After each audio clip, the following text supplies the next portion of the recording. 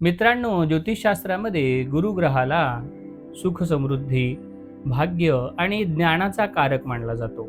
आणि याच गुरुग्रहाचा मोठा आणि महत्त्वाचा राशी बदल म्हणजेच गुरुपालट 1 जून 2026 रोजी झाला. गुरुग्रहाची ही चाल सर्व 12 राशींच्या आयुष्यामध्ये छोटे मोठे फेरबदल करून जाणारी आहे. काही राशींचे भाग्य चमकणार आहे, तर काही राशींना प्रचंड सावध राहावे लागणार आहे. तर आजच्या या व्हिडिओमध्ये आपण गुरुपालटामुळे तुमच्या राशीवर काय परिणाम होणार आणि वाईट परिणाम होणार असतील तर त्याचे काय उपाय करावेत ते आपण पाहू. जर तुम्ही चॅनलवर नवीन असाल तर तुम्ही आत्ताच चॅनलला सबस्क्राईब करा आणि बेल आयकॉन नक्की दाबा. सर्वप्रथम आपण अशा 3 राशीबद्दल जाणून घेऊ. त्यांच्यासाठी हा गुरुपालट थोडा आव्हानात्मक किंवा अशुभ फळ देणारा आहे. तुळ राशीच्या लोकांसाठी हा काळ आरोग्याच्या दृष्टीने चढ उताराचा असेल. अचानक शारीरिक दोष जाणवू शकतात. पैशाची देवाणघेवाण किंवा गुंतवणूक करताना फसवणूक होऊ शकते. तुम्ही सावध राहा व गाडी चालवताना घाई करू नका. मिथुन राशींच्या लोकांसाठी हा काळ अतिशय संमिश्र असू शकतो.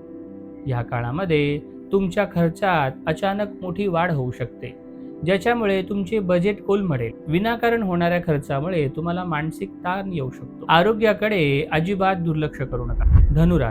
धनुराशींच्या लोकांना कोर्ट कचेरी किंवा वादविवादाचा सामना करावा लागू शकतो. शत्रू डोकेवर काढतील. ह्या काळात कोणाकडूनही कर्ज घेऊ नका आणि कोणालाही जामीन राहू नका.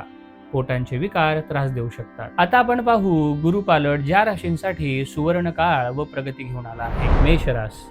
मेष राशीसाठी आर्थिक लाभ मिळण्याचे उत्तम योग आहे.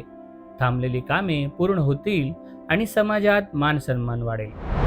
वृषभ मानसिक ताण संपेल. नोकरी व्यवसायात नवीन आणि मोठ्या संधी येतील. कौटुंबिक वातावरण आनंदी राहील. कर्क हा काळ तुमच्यासाठी लॉटरी लागल्यासारखा आहे. उत्पन्नाचे नवीन मार्ग मोकळे होतील.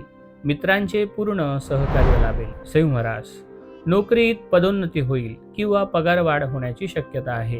व्यापाऱ्यांना मोठा नफा होईल. कन्या भाग्याची भक्कम साथ लावेल. धार्मिक प्रवासाचा योग येतील.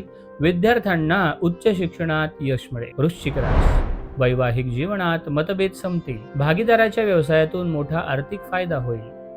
मकर शिक्षण आणि प्रेमाच्या बाबतीत उत्तम काळ. घरात लहान मुलांशी संबंधित शुभ बातम्या मिळतील. बुद्धीला वाव मिळेल. कुंभ जमीन, घर किंवा नवीन वाहन खरेदी करण्याचे स्वप्न पूर्ण होतील.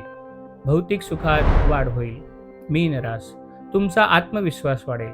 भावंडांशी संबंध सुधारतील आणि छोट्या प्रवासातून मोठा लाभ होईल. ज्या 3 राशींना आपण अशुभ फळांचे संकेत सांगितले आहेत, त्या 3 राशींसाठी हे सर्वसाधारण उपाय आपण करू शकता. मंत्र जप ओम नमो भगवते वासुदेवाय किंवा गुरुवे नमः या मंत्राचा जप 108 वेळा करू शकता. गुरुवारी गरिबांना पिवळ्या वस्त्राचे दान करा.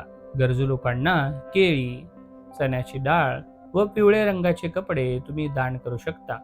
हे सर्व उपाय करून गुरुबल वाढण्याची शक्यता आहे आणि होणारा त्रास हा कमी होईल.